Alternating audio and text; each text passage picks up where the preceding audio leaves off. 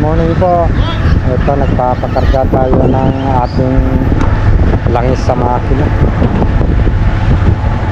para magamit natin mamaya. Tatakbo na yung barko dahil mag-depart po yung barko natin ngayon. Provision na lang po ang nantay natin. Anong tama to? Mamaya, dating ng provision saka tayo aalis. Magandang umaga na lang sa inyong lahat, mga kasiman.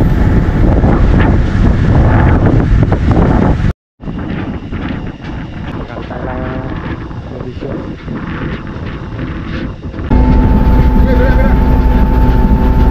Ito, good morning mga kasiman.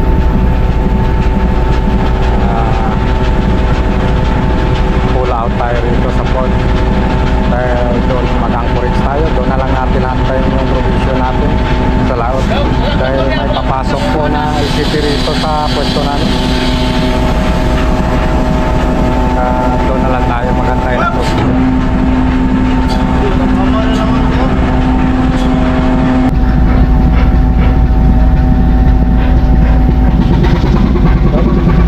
Abante na tayo mga kasiman.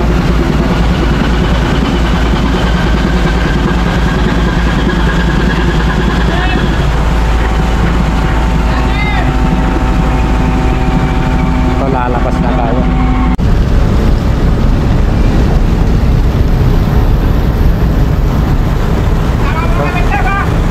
Going to anchorage tayo. Doon na lang natin antayin yung provision natin at saka yung clearance natin.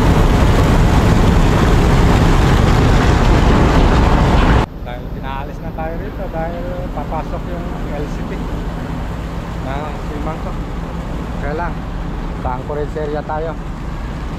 Ito yung LCT natin dahil sister vessel nilang papasok dito kaya alis tayo. Oh, good morning. Okay, thank you. Oh, clearance pa.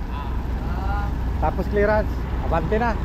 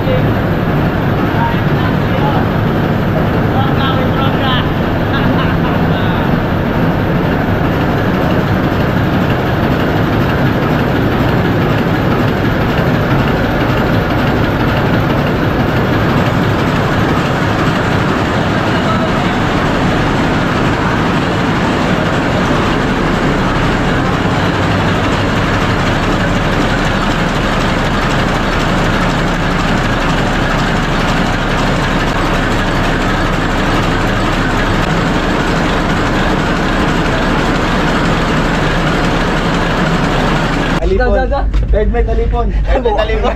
Chep. Asikat bueno kay LD Wisam kanato niyan challenge kayo. Yan, pare pakita taga Wisam.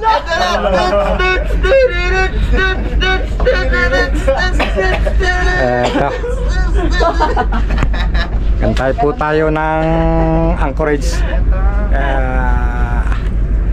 Antay tayo ng let go ni Captain.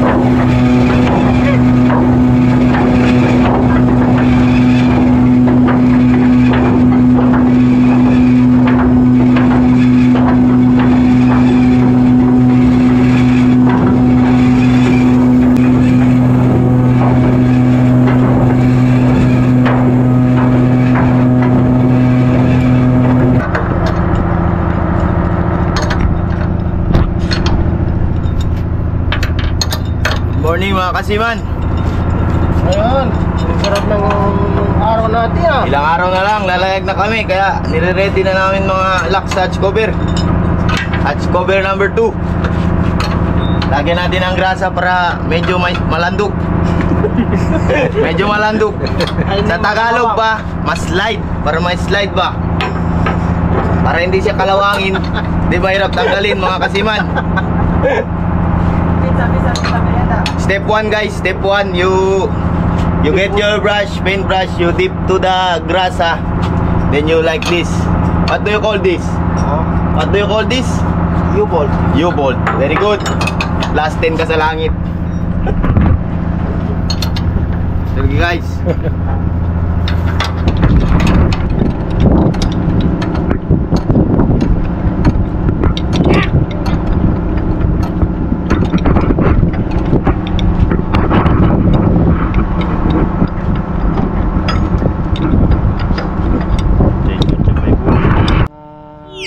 Right now, you